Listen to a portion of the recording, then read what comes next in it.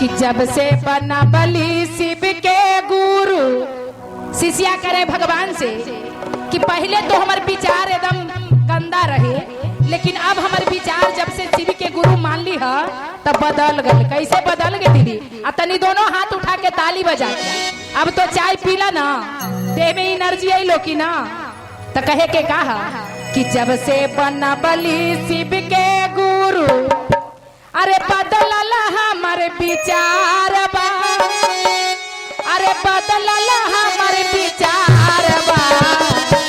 तनी ताली बजा के आ कंगना ले ले यही हाय सैया नया समाचार। स्वामी जी के कहना है ना, तो तनी हाथ उठा के ताली बजावे आवे के भैया कि जब से बना बलि शिव के गुरु, जब से बना बलि शिव के गुरु, जब से बना बलि शिव के गुरु, जब से बना बलि शिव के गुरु, बदलल हमारे विचार बा, अरे बदलल हमारे विचार बा।